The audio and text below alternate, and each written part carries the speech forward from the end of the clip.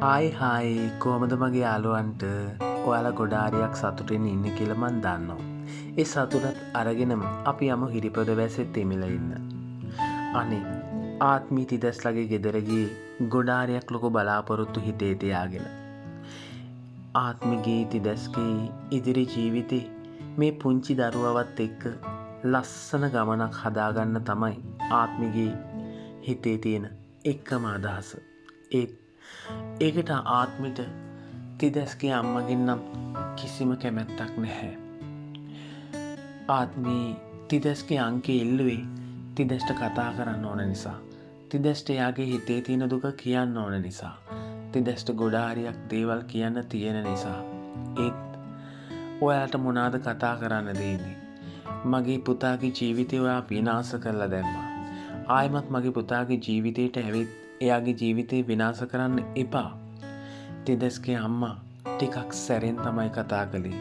අනේ ආත්මි කොහොමද මේවා ඉවසගෙන ඉන්නේ? ඉවස ගන්න බැරි තැනම ආයෙත් වැඳලා තිදැස්ගේ අම්මගෙන් ඉල්ලුවත් තිදැස්ගේ අම්මගේ උත්තරේ චුට්ටක්වත්ම වෙනස් වුණේ නැහැ. අංකිතයා තිදැස් ඉන්නේ කොහෙද කියලා කියන්නවත් තිදැස්ගේ අම්මා කැමති වුණේ නැහැ. ඇත්ත අම්ම කෙනෙක් කොහෙත්ම කැමති නැහැ එයාගේ දරුවට අකටයුත්තක් වෙනවා දකින්න. ඒ හින්දා තමයි තිදැස්ගේ අම්මා වුණත් තිදැස්ට ආයේ එයාගේ ජීවිතේ එපා වෙන තැනට පත් වෙනවට අකමැති. ඒ හින්දා මිසක් තිදැස්ගේ අම්මා ආත්මිට තරහකින් නෙවෙයි එහෙම කිව්වේ කියලා තමයි වස්තුට නම් හිතෙන්නේ. අනේ අම්මේ මට සමා වෙන්න. මං තිදැස්ට කිසිම වරදක් කළා නැහැ. මට එයත් එක්ක ගොඩාරියක් දේවල් කතා කරන්න තියෙනවා.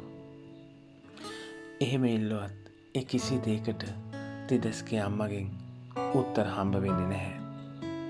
දරුවෙක් ඉන්නවනම් ඒ දරුවගේ තාත්තා එක සන්තෝෂෙන් ජීවත් වෙන්න. ආයි මගේ පුතාට කිට්ටු වෙන්න එපා. ඕක තමයි තිදැස්ගේ අම්මා ආත්මිගෙන් ඉල්ලපු එකම ඉල්ලීම. කේන්තිය නැගිටලා කුස්සිය පැත්තට ගියේ ආත්මිට තේ එකක් හදාගෙන ඉන්න. ඒත් ආත්මී තේ එක හදන් එනකන් හිටියේ නැහැ. එහා පැත්තෙන් තිබුණු තිදැස්ගේ පින්තූරේ දිහා ආදරෙන් බලන් හිටපු ආත්මී දුක හිතේ තද කරගෙනම ගෙදරින් පිට වෙලා ගියේ. නිරාසා මිස්ලගේ ගෙදරට. නිරසා එක්ක මේ හැම දෙයක් ගැනම කියන ආත්මී එයාගේ දුක නිරාසා එක්ක බෙදා ගන්න උත්සාහ කරන්නේ හිතේ කකියන වේදනාවෙන් තව තවත් විඳවන්න බැරි නිසා වෙන්නේ නැති. නිරාසා මිස් ආත්මිට කියන්නේ හරි. ඒත් තිදැස්ගේ අම්මගේ උත්තරේනේ. ඒත් ඔයාට තිදැස් මුකුත් කියලා නෑනේ. ඒ නිසා ඉවසලා ඉන්න ආත්මී. ඔව්. නිරාසා නැති වෙන්න ආත්මි සමහර විට එයාගේ ජීවිතේ පවා නැති කරගන්න තැනටම ගොඩාරියක් වැඩිලා ඉන්නේ.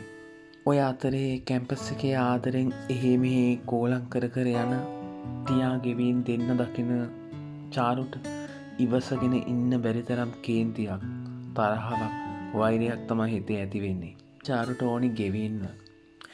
ඉතින් අහම්බෙන් වගේ චාරු දකින ටියා ඒ පැත්තට දුවගෙන ගියත් ඒ වෙනකොටත් චාරු එතනින් පැනගත්තේ ටියා එන බව දැනගෙන එයත් එක්ක කතා කරන්න අකමැති නිසා. ඒ කොහොම වුණත් ටියා චාරු මේ දෙන්නගේ ආදරින් ගෙවින් අයියට තමයි ගොඩාක්ම ලොකු ප්‍රශ්නයක් එන්නේ කියලා තමයි වස්තුට හිතෙන්නේ. අපි බලාගෙන ඉඳමු මොකද ඉස්සරහට වෙන්නේ කියලා.